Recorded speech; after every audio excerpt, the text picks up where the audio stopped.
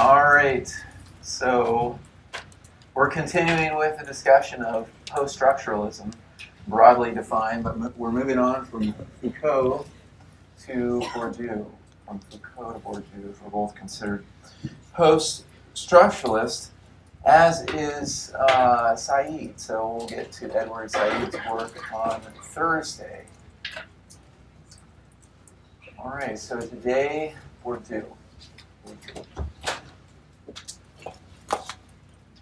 Bourdieu was born in 1930, passed in 2002. I'd say he was quite prolific. Like Foucault, Bourdieu is another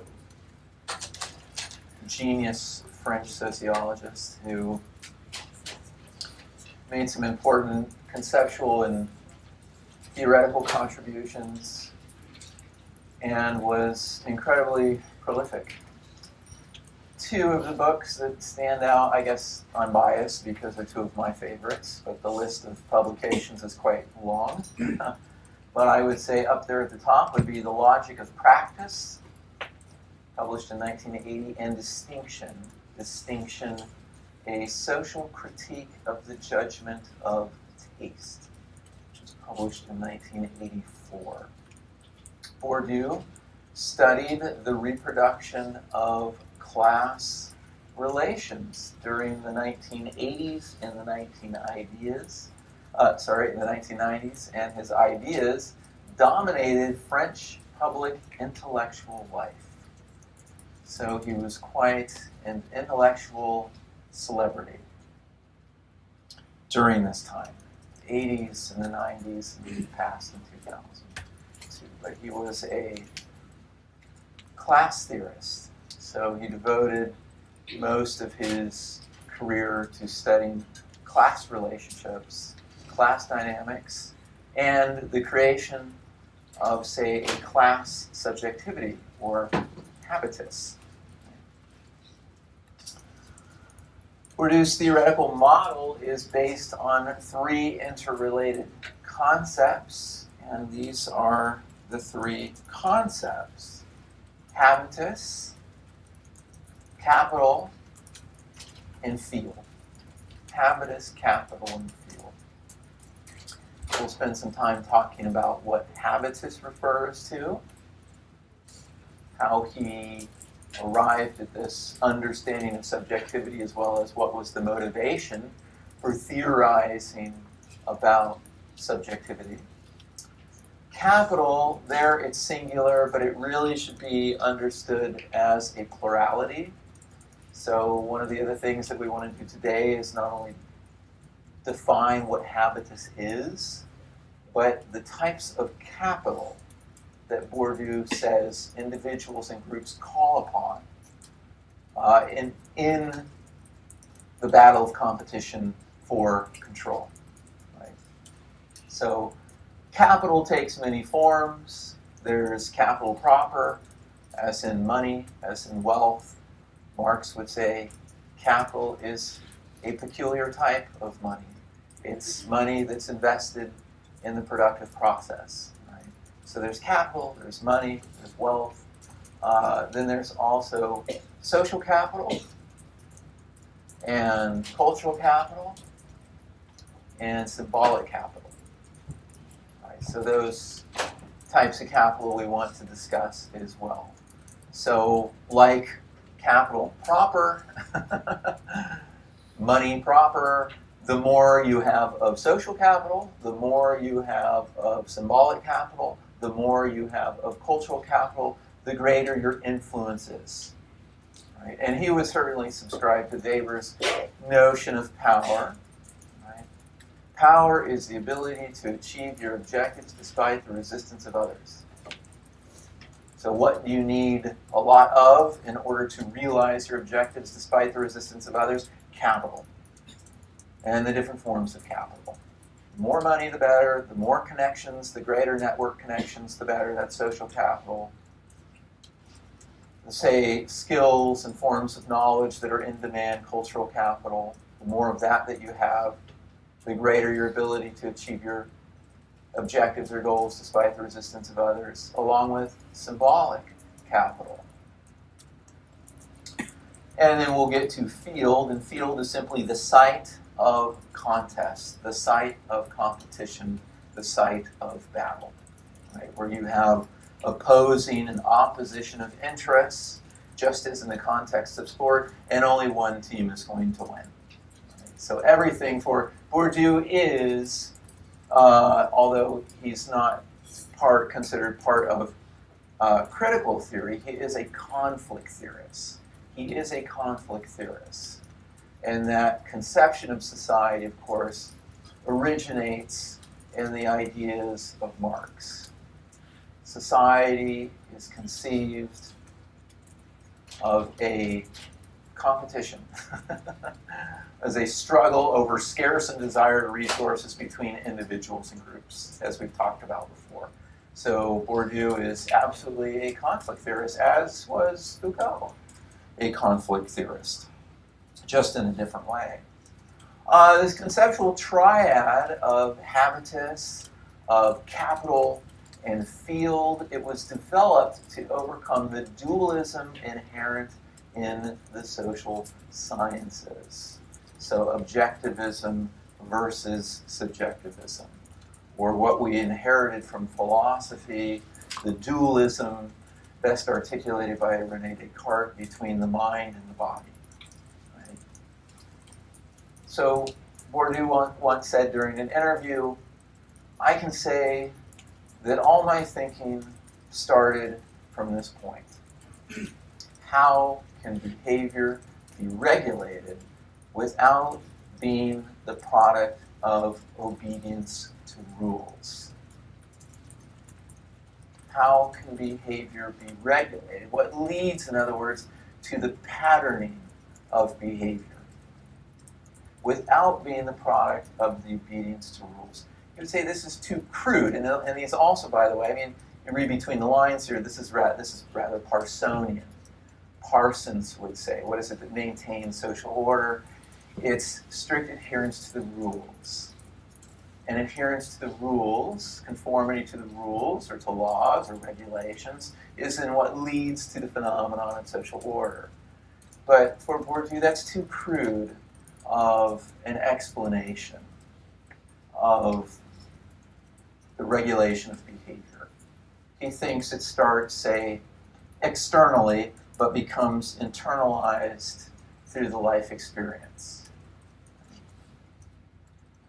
So his explanation centers on the concept of habitus. So this is really his concept for subjectivity, but it is a subjectivity that is acquired through life experience, that is to say, socially. His explanation centers on the concept of habitus. Habitus refers to the following.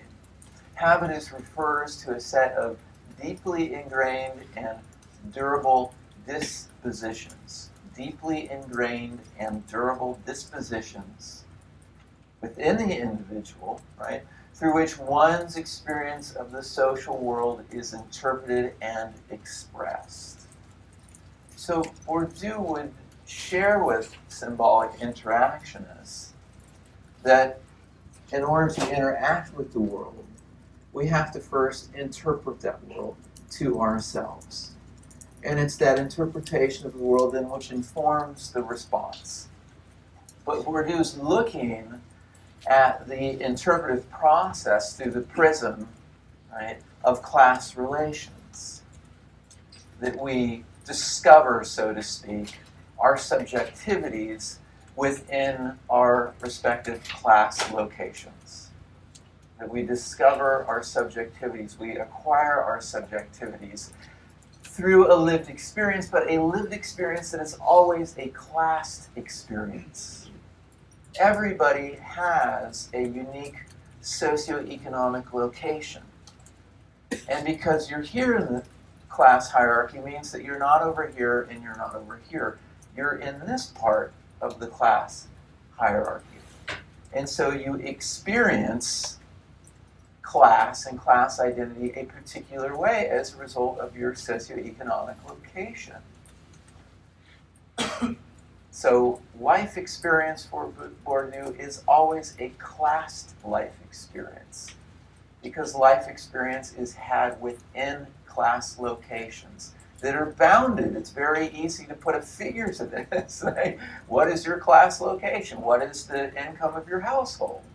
Or in terms of socioeconomics, what is the educational attainment of members within your family, or within generally members within your neighborhood or your community? What is the average wealth of a household within your community? Are you in a community that's likely to rent or likely to own their homes? Right? What's the average income of households within your community? Is it 50,000 below? Is 100,000 below? 150,000 to 200,000? We live out our lives within classed locations. And it's these interactions that we have within class locations that shape our understandings of the world, that shape, say, our attitude towards money.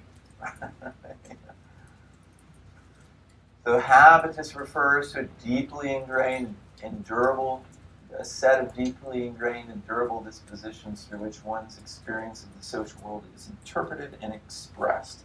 It refers to, as he says, a point of view.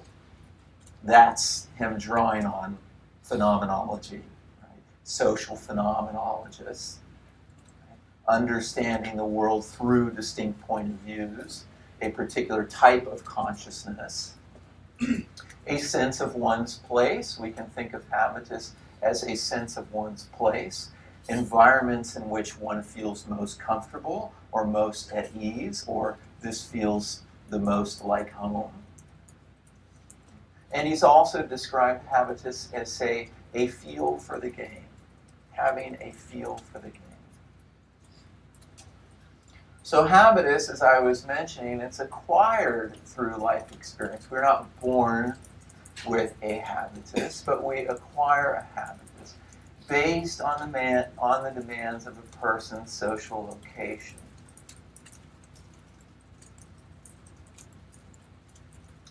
Bourdieu refers to habitus, or, after all, this is his term for subjectivity, as the internalization of externality. The internalization of externality. That external social world is imprinting on you notions, attitudes, beliefs, values. So the internalization of externality. Points of view are taken from a certain point, that is, from a given position within social space. So we all have a certain location. Now that location can change, of course. One's socioeconomic location can change. Say if one goes through, although he's quite critical, as you arrived at this understanding yourself from doing the reading, but he was quite critical of educational institutions. Of course, he's critiquing French intellectual life. He's critiquing French educational institutions. But there are plenty of examples here in the United States in which individuals are able to, say, transform or change their socioeconomic location through acquiring educational credentials. Born into a working class environment, internalizing those dispositions, internalizing the externality, the dispositions of significant others become your own, right? But over time, through the process of exposure, the acquiring, the acquisition of cultural credentials, moves into other parts, moves up, say, in the socioeconomic hierarchy. And then at which point, their views of the world, their attitudes, their understandings, their dispositions change. And maybe there's a class reunion. And at that class reunion, there are individuals that person knew prior to that class transformation, right? And they say to that individual, "My, you've changed over time. You have very different dispositions than those I recall you having." Individuals do not create their dispositions, rather they acquire them. So it is rather deterministic then, in terms of agency and structure, or you would say that we're more likely to acquire our dispositions, our habitus, rather than create them. Right?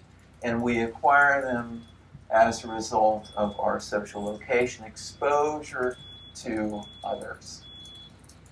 So again, we can think of this as it's an important concept. I don't want to be unnecessarily critical of what these theorists are studying. Foucault studied the same thing. But these are different ways of approaching the problem, so to speak, of socialization. Socialization. For Foucault, socialization in modern societies, with panopticonism, panopticism, and disciplinary power, it's the process of training. Individuals are trained. In the process of training, they acquire certain dispositions. So it's your location within a nexus, right, of relations of power. It's through certain discourses of truth, right, that end up training you, leading you to try to become a better person. It's the training that's basically the process of socialization through which individuals acquire subjectivities. So Bourdieu is also interested in the same process, but he's not really focusing on training the forms of institutional disciplinary power that train individuals to become particular types of people and subjectivities. He's looking at it more in terms of your class location, your situation within networks that are classed. And simply exposure to others is going to shape your outlook. The habitus is a set of dispositions, reflexes, and forms of behavior people acquire through acting in society. It reflects the different positions people have in society, for example, whether they are brought up in a middle-class environment or in a working-class suburb. It is part of how society reproduces itself. It is how classes reproduce themselves. Classes reproduce themselves. And also in the process of reproducing values, beliefs, attitudes. It's attitudes, as Bourdieu points out, that classes have not only of themselves, but towards individuals in other classes. So what one thinks of, say, one is working class, brought up in a working class suburb, how one conceives of oneself as a member of the working class, but also how one conceives of the middle class or the upper class. The types of attitudes that are taken towards members of other classes. Don't trust the rich. Don't trust those people, my mother used to say.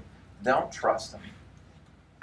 There's only one way in which they got more, and that's through cheating. That's a sort of class disposition. It's a class disposition, right? And there are certain class dispositions that reign among the upper classes, the way that they look toward the working class. The members of the working class, maybe if they applied themselves more, if they worked harder, if they quit buying cigarettes and lotto tickets and wasting their money on alcohol at the local pub, well, then maybe their life chances and opportunities would be greater. Right? So there are different competing sets of class dispositions that are internalized by individuals within different class locations. And then those, of course, are reproduced. Those are taught from significant others to children raised in different class locations. So, outline of a sociological theory of art perception. This was published in 1968. A lot of these findings led to his work Distinction in 1984. He had an interest in art and the sociology of art, and in particular the ways in which individuals come to acquire aesthetic codes or aesthetic points of views, and the ways in which these aesthetic codes are expressed, and how different aesthetic codes mark or distinguish individuals as classed individuals, right? Individuals of inhabiting particular class locations. As an aesthetic point of view, habitus influences how individuals who inhabit different class positions interpret and understand art, how they articulate art. And it's in the difference of the articulation that Bourdieu would say, see, here is now a person that possesses an aesthetic code through the way in which they can describe a photograph, say, of the old woman's hands, right? So he would say, stand outside a museum, and as individuals would exit the museum, or maybe as individuals would pass by a museum, maybe they're not going into the museum, they're simply walking down the sidewalk. He would have questionnaires or surveys and ask individuals to provide important demographic data about themselves, and then show them, say, several pictures and ask them to interpret these pictures, describe, tell us what you see here in this photograph. And it's in the descriptions, the differential descriptions, that he's able to argue that there is a different habitus, aesthetic code, used by, say, upper middle class and working class to describe the significance or the meaning of these photographs. Working class respondents, he found, replied in everyday terms that lacked an explicitly aesthetic judgment. So they would simply, when asked to describe their impression of a photograph, the working class respondent would use everyday vernacular and say something that states the obvious, such as, oh, she's got terribly deformed hands, from looking at Flaubert's photograph of an old woman's hands. And so the working class respondent would say, she's got terribly deformed hands. Another working class respondent states, looks like she's got arthritis. I really feel sorry. Seeing that poor old woman's hands, they're all knotted.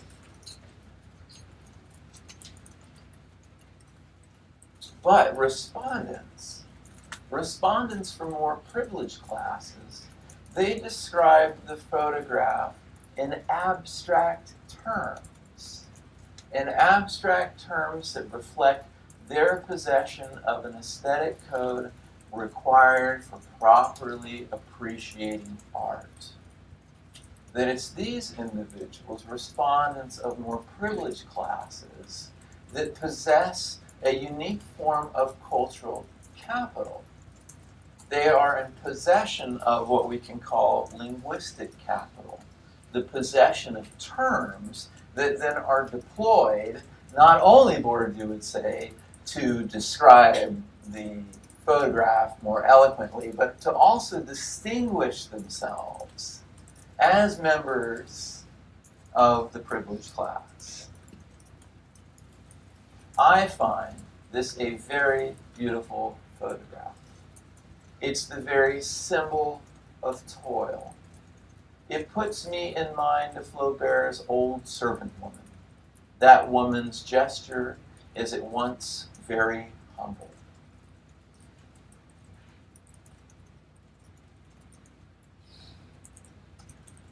So Bourdieu is exploring what he's doing is going beyond, say a strict analysis of class difference in economic terms, and he's identifying important differences of cultural capital possessed by members of working classes and privileged classes.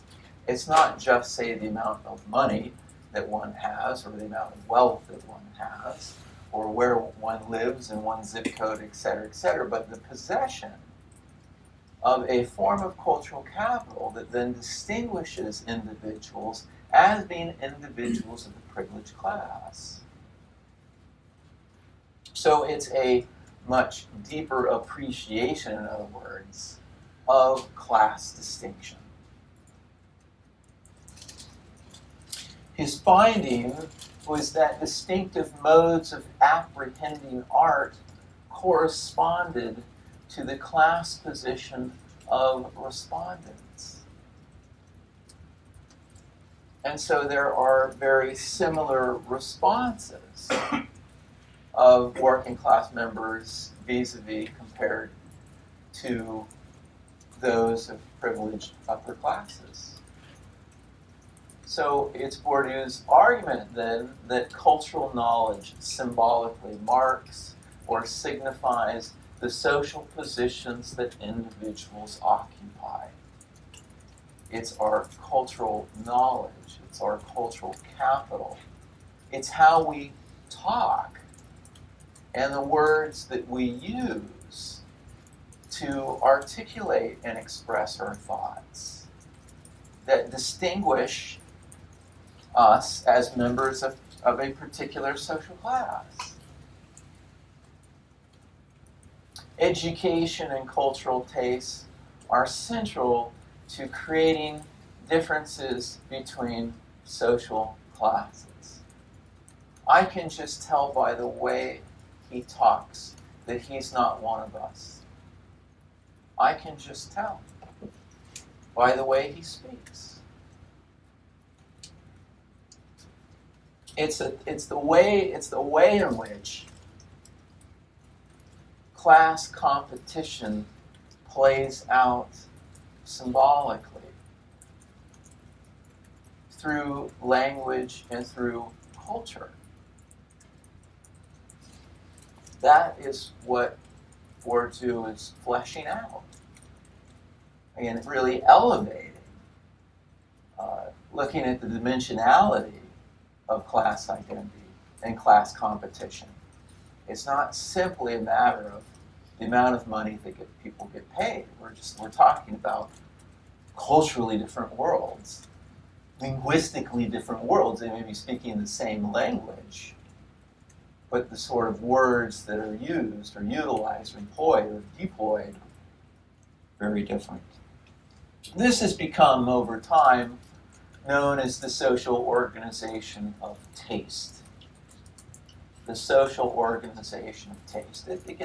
That your cultural tastes or your cultural preferences are not at random.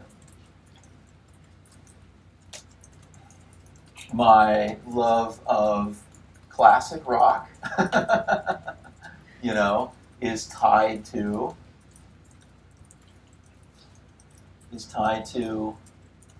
years spent working in my father's garage, tearing apart engines as we're listening to Led Zeppelin or the Stones or whoever, right? But CCR, whatever it might be, right? It's the class. Not, we have to be careful though. I mean, you can say be individual of an upper middle class or upper class and still appreciate classic rock, that sort of thing. But Bourdieu is looking at the ways in which, the music that we're drawn to, the music that we love, the music that we appreciate, that's something that appreciation is cultivated within a unique class atmosphere. Right? And maybe, and actually I can think of an example.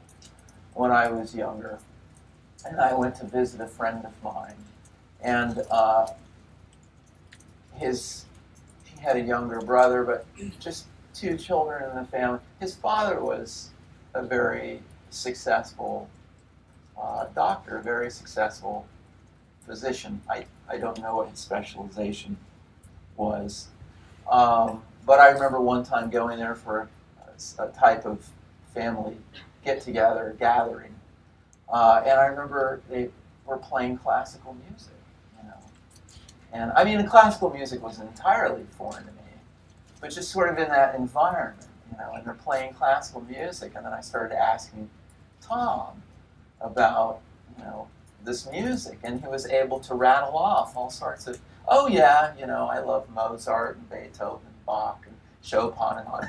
I was like, wow, that's really cool. Where did you get all that? Where did you get your appreciation from? Like, clearly from his father. Right? An appreciation of classical music, of the fine arts. Right? My musical tastes were quite provincial, though. just rock. People's preferences for and consumption of particular cultural tastes in terms of art, music, fashion, film signify differences in social position and socioeconomic status. Looking back at high school yearbook, we recently had a reunion, so I'm looking back at the yearbooks, and it's so classed just in what people were wearing, the clothes that they were wearing. I didn't really look at it that way. I looked at, when I was in high school, I looked at it as, well, you have different interests and there's sort of a different clique for a different interest and you just follow your own. But now I look at it more as a sociologist, and I look at, this is so incredibly classed. You know, here are the working class kids and this is how they dress. And here are the upper class kids. And they're all the preppies, right? But you can't be, you've got to have money to buy them, to buy that look, to purchase that look, to buy the brand names, the designer names. What is it that determines a person's social location? Which, as we've been talking about, shapes a person's habitus, shapes the way in which they relate to the world around them. Again, always, Bourdieu would say, always from a classed location, a classed identity.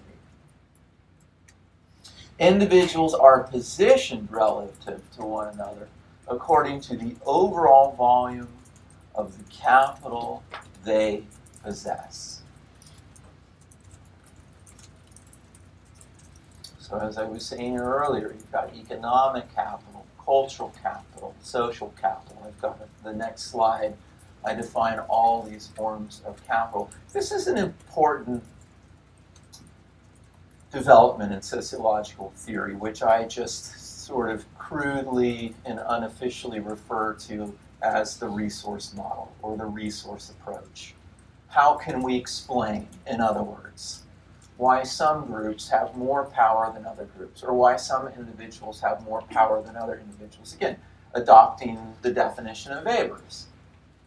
Power is the ability to achieve your objectives or goals despite the resistance of others. Sociologists during the late 1970s and 1980s started paying particular attention to the resources that are available to individuals that they could use in the process of trying to achieve their goals. So it's during this time that sociologists are uncovering, identifying different types of capital. Of course, economic capital has been established for some time, but now talking about cultural capital and social capital and the importance of social networks and the importance of social networking, right? My first experiences with the profession of sociology as a graduate student is advice to network. Now, it's very important that you spend a certain amount of time networking with others, developing professional networks, right? Professional working relationships with others that you can, so that you can call on those individuals later if you're looking, for somebody to collaborate with in terms of research, or you're looking for a job, to basically be embedded in these professional networks. That is to increase, the mentors are saying you want to increase your social capital. That isolation, seclusion is not going to be to your benefit, but to your detriment. And in addition to this, we'll get to symbolic capital, but another form of capital that's relatively recently coined is called erotic capital. Erotic capital. Again, all capital, what's the use of the term capital is that we can say it varies. It's a variable. That it varies in terms of its volume. It varies in terms of its quantity. There's more or less of it.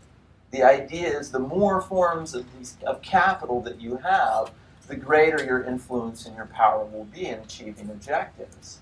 Erotic capital is a British sociologist who coined the term erotic capital, referring to differences in the levels of individuals' attraction. So individuals have different levels of attractiveness. And again, the idea is the greater the level of your attractiveness, the greater influence you can have, or you can use it as a resource for achieving your goals or objectives. So it's almost infinite, right? As we start to identify the different forms of capital or resources that individuals can call on to achieve what they're trying to achieve. So here are the three. I don't believe I have anything on erotic capital, but it is a really interesting concept. And it's one of those concepts where I'm sure every sociologist who heard it after this publication said, why didn't I think of that? That's so obvious. I mean, give me a break. You know, that's your career, you got tenure. Erotic capital, boom, tenure. You're done, you know. Publish a book and coast for the next 30 years. Economic capital, that refers to income and wealth. Cultural capital, what does cultural capital refer to? Educational credentials, types of knowledge and expertise, verbal skills, and aesthetic preferences. Expertise, in particular, can lead to, and we'll get to this later in the lecture, can lead to symbolic capital. That people pay attention to what you say because you're considered to be an expert in your field. So it's a type of then legitimacy, or what Weber called legitimate domination. And it's a type of power that's recognized as legitimate, and Weber uses the term authority to refer to legitimate domination or legitimate power. So the individuals with expertise, and the public listens to those individuals because they have expertise. Those are the individuals that get invited to NPR to talk about their specific knowledge, their expertise about something as it relates, say, in the social sciences to the workings of society. Social capital, lastly, as I was mentioning, refers to social networks, to relationships and ties. It's who you know and how you know them. Resources. An easy way to help us explain why some individuals and some groups are able to achieve their objectives better than others because of the resources that are at their disposal. The closer individuals are to one another in terms of the amount and types of capital they possess, the more they have in common. So it's commonality then of lifestyles. Bourdieu is telling us that what constitutes a lifestyle is a varying amount of these forms of capital. Lifestyles, tastes, aspirations.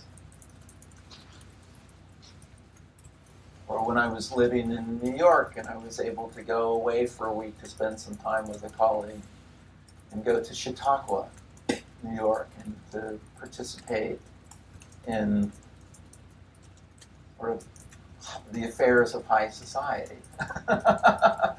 Unsurprisingly, everybody there had oodles and oodles of money. It's like it's a lifestyle.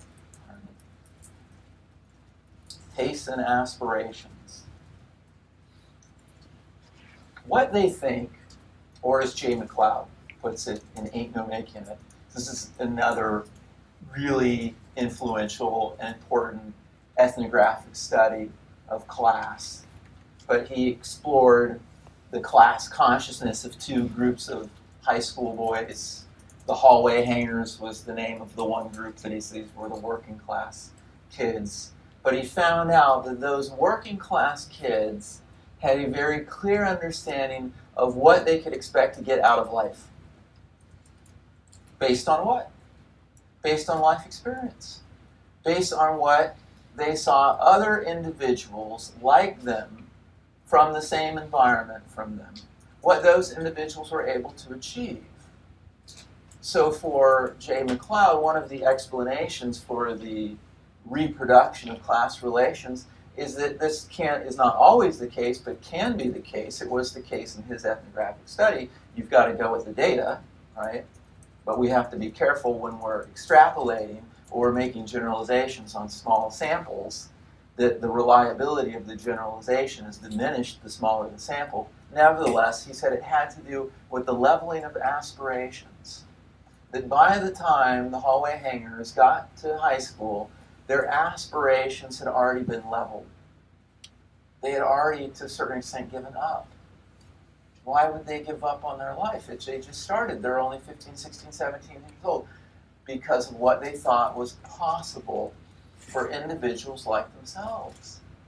Based on what their brothers and sisters did in life, or what their parents or their generations. And there was one individual respondent who was part of the hallway hangers who said, my family for 3 generations has been part of these public housing projects.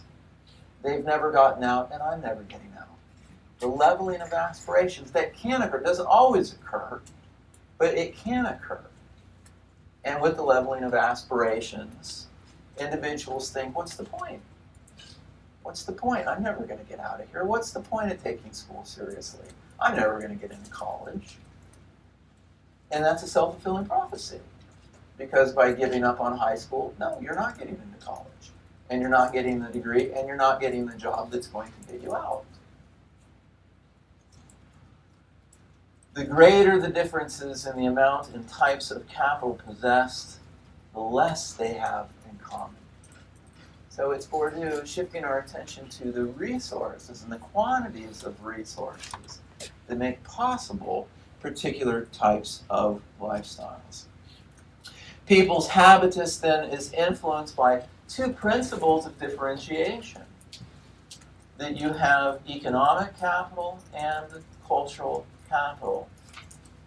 It is these 2 forms of capital that constitute the externality that is internalized via the habitus. The environment, in the environment that you grew up, what were the economic resources that were at the disposal of your family for generally your neighborhood or community? What were the forms of cultural capital, the forms of knowledge that were considered to be of value or valued by members of your household, members of your neighborhood and community?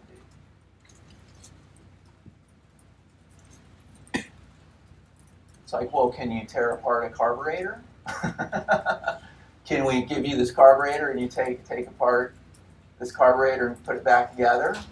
That's considered an important form of cultural capital and cultural knowledge in working class communities. But is that the type of cultural knowledge that's going to be appreciated within communities, say, in Silicon Valley?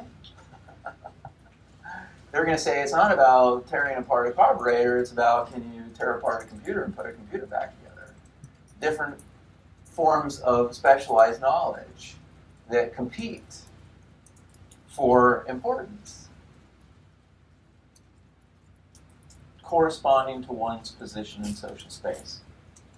So knowledge, going back to our original example, knowledge of an aesthetic code for appreciating fine art is one form of cultural capital. But the likelihood of possessing this code is less a matter of personal taste than of social location. You know, it's sort of interesting. I think about the mid-90s, the late 90s, there was so much discussion as to, you know, with the rise of the internet and sort of the availability, the pooling of knowledge and the ways in which you can, particularly later through social media, how you can transcend the constraints of your social environment, right? The idea, the belief was that we would. The belief is that sort of the restrictions in time and space. It's your quite literally physical location and the limitations of that location that prevent you from exploring other cultural worlds. And the idea was now individuals will have this tool, this resource, internet, and it will enable them to have access to so many different cultural worlds, so many different forms of cultural knowledge, right? So many different types of people. And that won't people, if provided this resource, just simply run with it and overcome and transcend their own narrow social boundaries and their own narrow social location. I mean, that's an open question, right? But what was, I think, rather striking is some of the first studies of individuals and the use of the internet is they tended to seek out people like themselves. That there are all these other communities out there. And that they're not bounded. We're not bounded in the same way with the internet that we were bounded before. There are all these people out there. But most individuals defaulted to the homophily principle, where they sought out individuals like themselves. Because that's what they're comfortable with. And that's what they know. And that's what they're familiar with.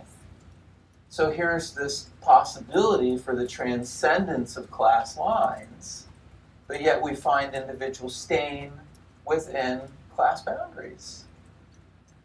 What's stopping you if you're a working class kid? What's stopping you from appreciating fine art? What's stopping you from learning more about classical music? It's all out there. You can learn about it, but then you might say, yeah, but then who am I going to talk to about it? And individuals that I relate to on a face-to-face basis. Social location. That social location is so powerful that it even can restrict our interest in going beyond our social location and learn about the cultural worlds of others. Because again, a lot of it turns on a sense of familiarity, what we're comfortable with, who we are, and we're not like them. Economic capital, a determinant of class standing, shapes the transmission of cultural capital. For instance, one of the many uses of money. You have economic capital. Knowledge of the fine arts is acquired through trips to museums, plays, and concerts. Maybe some of these are taken with, chauffeured by high school teachers, right? If the school has the resources and money to send students to museums, plays, and concerts. Or maybe it has to do more with the household and the disposable income of the household. Familiarity with world cultures is acquired through foreign travel and cosmopolitan dwelling. Remember years ago I was a TA and overheard a conversation between two of my students. It was spring quarter. We were just a couple weeks away from summer. And the one student says, hey, what are you going to be doing for summer? And the student replies, oh, I'm going with my family. They're going to Europe and they're going to spend a month and a half, going from Spain to Italy and all. And then reciprocate with the same question, what are you going to be doing? And the student says, working. You know, I would love foreign travel and to acquire knowledge and familiarity with world culture, but I have to work. So again, the impact, the cultural impact of variation in economic resources. Musical proficiencies are acquired through piano and violin lessons. Well, can your family afford piano lessons? Can your family afford violin lessons? Athletic abilities are acquired through tennis and lacrosse lessons. I didn't even know what lacrosse was until I took my first teaching appointment in Virginia at an elite private liberal arts college there in southwestern rural Virginia. What the hell is lacrosse? Fashion sense is acquired through visits to high-end clothing boutiques, while an extensive knowledge of subjects and disciplines is acquired through a liberal arts private school education. And you can get an exquisite liberal arts education through a private school, but it's extremely costly. I mean, outstanding faculty to student ratios. My theory class, when they asked me to teach a theory class, I had 7 students. I had 7 students in my theory class. It was great, 7 students. But they're all paying, I don't know, $70,000 a year. But when your family has $70,000 a year to spend on education, then you get one-on-one time with an instructor. And then out of what comes out, well, then you get, of course, in that environment in which you only have 7 students in a class, you get to know each student very well. And then when they ask for a letter of recommendation, yeah, of course. I met your parents during parent weekend. You went to my class, right? And but that's what money buys. Is money buys access. And then they can turn that access to you, right, into, say, a letter of recommendation. And next thing you know, they're on professional school. Economic capital, money, and property provides the means for acquiring other forms of capital, including cultural capital. These things are acquired, Bourdieu would say. Knowledge of world culture is acquired. Musical skills are acquired. Specialized knowledge is acquired, but there's a cost to all of that. Wealth enables an escape from necessity, granting opportunities for cultural refinement. Wealth enables an escape from necessity, granting opportunities for cultural refinement. Yeah, when you don't have to work because your family makes enough money, then you can go to Europe and you can have those experiences. This sophistication, in turn, reaffirmed privileged status. I think for Bourdieu, this is what he was always just trying to argue, is that the sophistication that we see among members of the privileged class, that was acquired. People are not born that way, but they acquire those skills, and they acquire those skills because of a privileged status. But one perceives those individuals as, wow, you're just naturally talented. Maybe there are instances of natural talent, right? The protege, certain children precocious children at a young age that possess a pronounced proclivity towards something, an ability, right, an aptitude that's striking. What I think we would say, most individuals that possess talent because of their commitment, because of their devotion, because of the time that they were able to give to, say, the acquisition of that skill set. Great musicians. I'm sure there are individuals that are born with an ear that they can hear things maybe perfect pitch, or they can hear things better than those on average. But you learn anything about a famous guitarist. I mean, it's the thousands and thousands and thousands of hours that they've invested into developing that particular aptitude. So behind natural ability is a long process of socialization. It's a long process of training. It's a long process of skill acquisition. And if you stick with something long enough, eventually you'll get good at it. And maybe good enough to where somebody calls you an expert. I really wanted to show a clip of this, but I'm not sure I've got time to do it. That's kind of too bad. But maybe you've heard of this 1964 American musical film, My Fair Lady. But it's linked here. We don't really have the time because I want to get to symbolic capital. But if you click on this link here, My Fair Lady, it'll take you to a site where you can watch the first 10 or 15 minutes. Watch the first 10, or watch the whole thing if you want, if you haven't watched it yet. But it's wonderful because it really does get at what Bourdieu is referring to here in terms of linguistic capital. In 1910's London, snobbish phonetics professor Henry Higgins agrees to a wager that he can transform through training.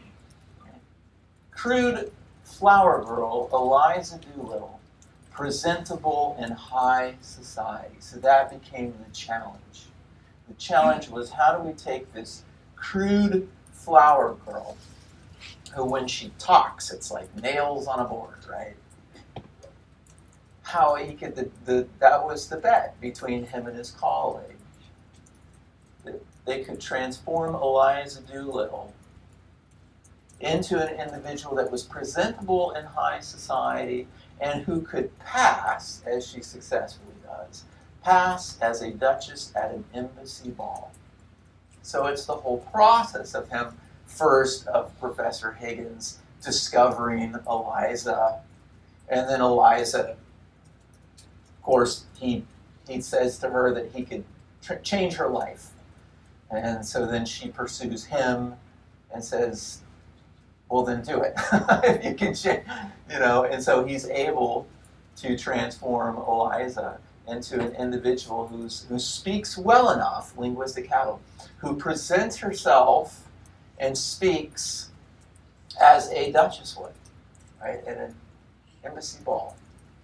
So the film highlights the influence of linguistic capital, the ways in which we talk. So at the beginning of the scene, he's able, just by listening to how people talk, he's able to identify the city that they come from in the UK and England. He's able to identify. Just as when we pick up on accents, right? Say, oh, that's a southern accent. Lastly, our third concept, fields. Lastly, Bourdieu defines fields as domains or spaces of human competition.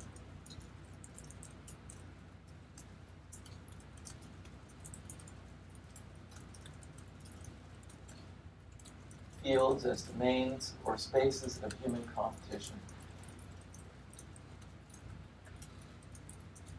Human society is conceived of as a struggle between individuals and groups over scarce and desired resources, wealth, status, power. There's only so much of these resources in existence. Right? We can only have so many people claim to be experts. If too many people are experts, well, then that's degraded to common knowledge, and then somebody needs to know more than those individuals to be considered an expert. That's status. and competition over status. So these are the fields or the spaces of human competition: economic, political, and cultural fields. It is within these fields that individuals and groups compete for power, wealth, and status by utilizing the forms of capital they possess. So at the end of the day, it comes down to action, right?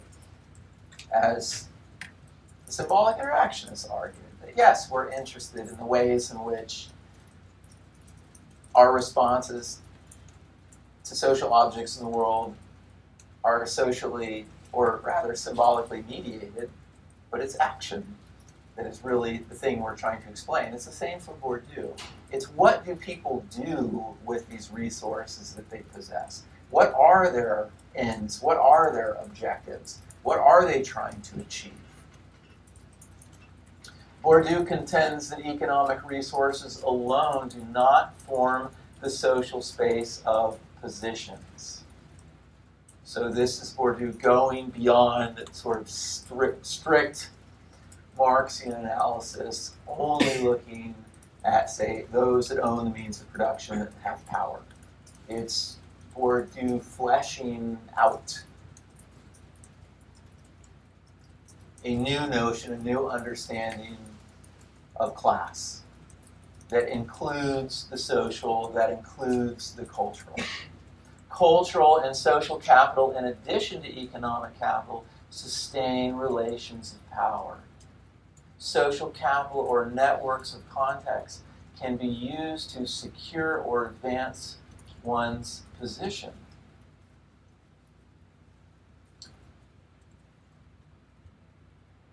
While we all have friends and acquaintances who can help us in one way or another, social capital circulates within defined boundaries of social space and thus serves to reproduce existing relations of domination.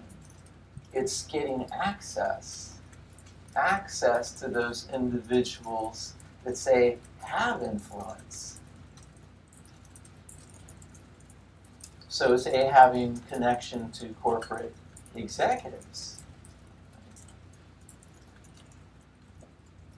Connections that, well, maybe your parents know somebody who is a corporate executive and they're looking for interns, and because of that relationship between your parents and this corporate executive, that your resume ends up at the top of the pile.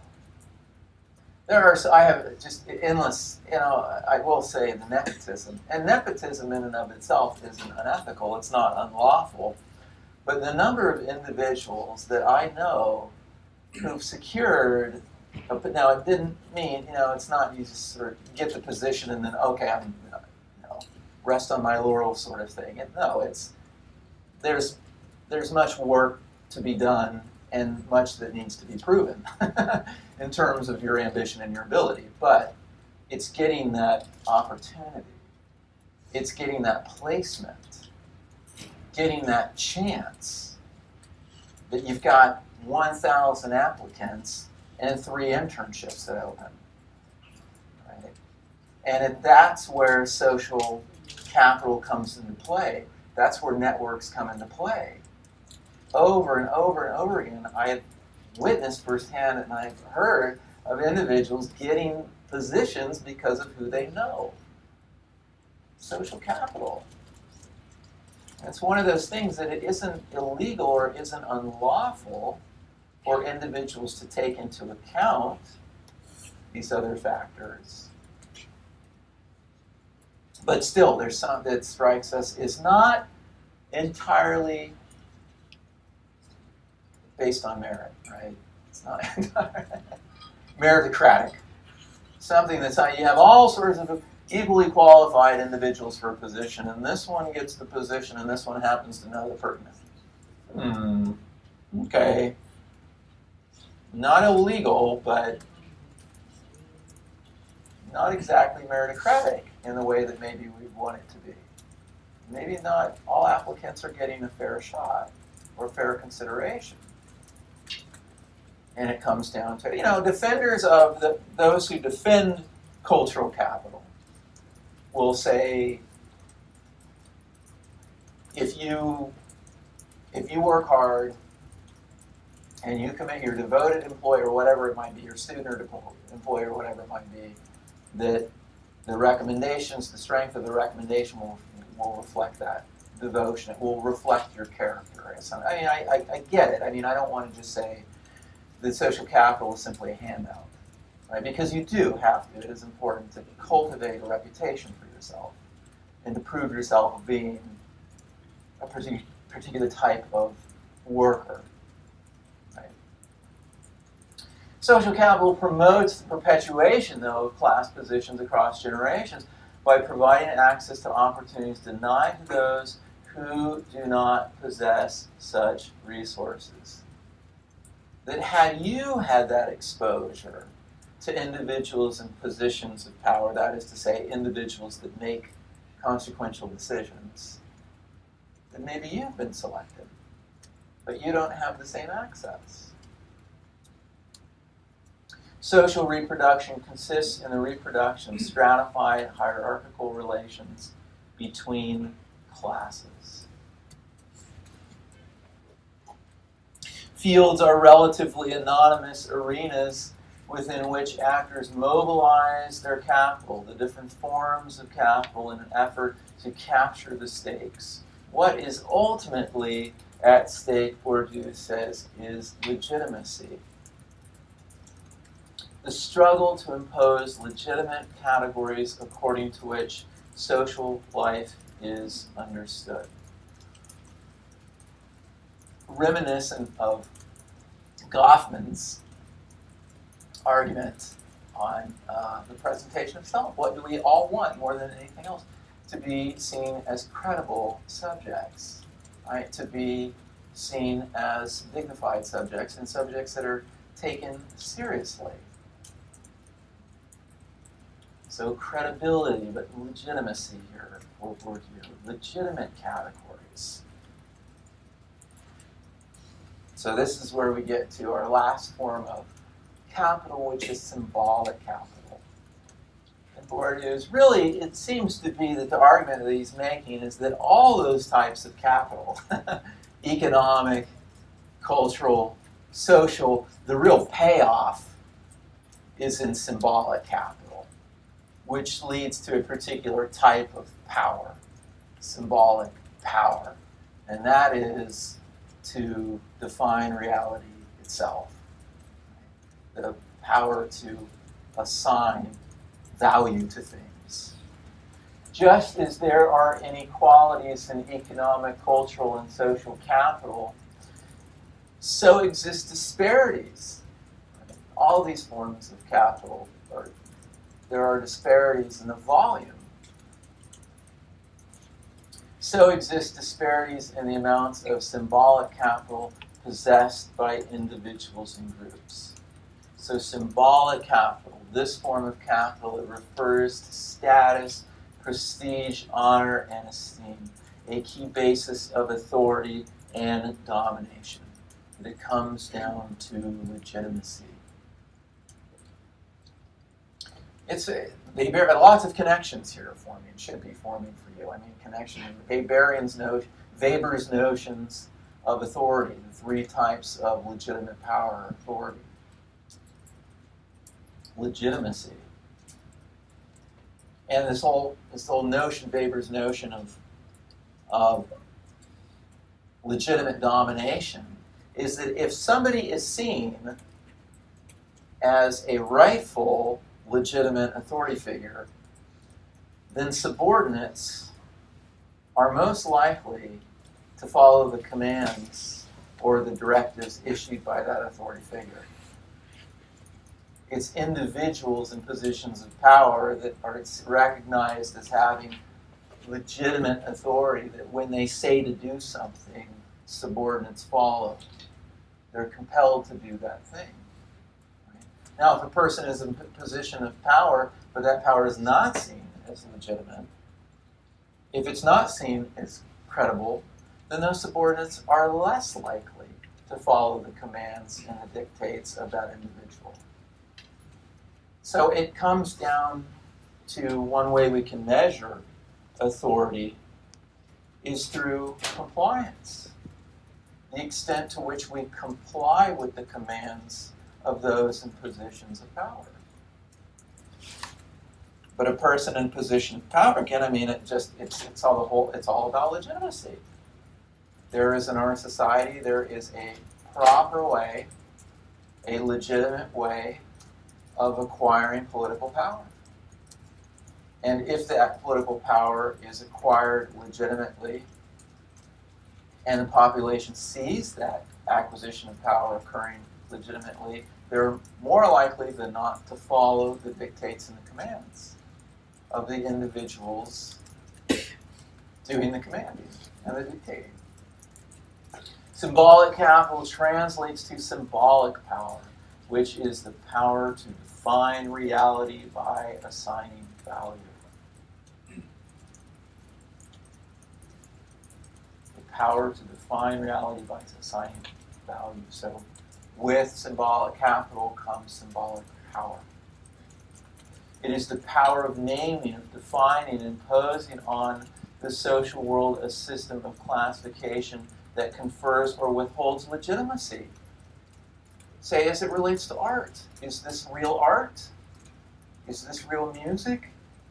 You know, it's funny. I mean, AC/DC now is considered one of, epic rock and roll bands, but at the time when they first came out, I mean, they were just almost a laughing stock. I mean, nobody took them seriously. I mean, most journalists that reviewed their works, we thought rock and roll was crude before. This is terribly crude. AC/DC's terribly crude. I mean, this is some bad music. But as the institution as those who hold titles, journalists who comment and can make recommendations, that's the whole purpose, right, of having the critic. The critic, they would say, the critic's role is in making recommendations to the public. And the public doesn't have enough time to sample all the forms of music that are released within a year. So the critical role of the critic is to recommend some forms of music at the expense of others. But who gets to do the recommendation? It's like it's impactful, right? What they recommend. Some bad write-ups in the Rolling Stones can lead to the end of a band's career. Just or unjust, good or bad, right or wrong. Is graffiti art? I used to use that as an example in my class before. It's interesting to see how graffiti over time made its way into some very esteemed cultural institutions. And as a result, it's people's understanding, experts' understanding of graffiti changed. And it took on the identity of art. Not as vandalism as it started, vandalism, something to be eliminated, but rather here now, over a period of decades, it ends up becoming a recognized form of artistic expression. It's recognized now as art. How did it get to be recognized as art? It made its way to elite cultural institutions. And the experts signed off on it. The experts in the 70s weren't signing off, but the experts in the 2000s did. And then it takes on a different understanding. Then it becomes recognized and appreciated, acknowledged as art. So at stake are the very definitions of reality. Symbolic power is a power of world-making, a power of creating things with words. It is most effective when all strategies, interests, and calculations appear to be untainted by self-serving ambition. Okay, we're basically out of time. And we've got Saeed on Thursday. And then after that, I think, yeah, we're down to 4 lectures. Four more to go. All right, hang in there.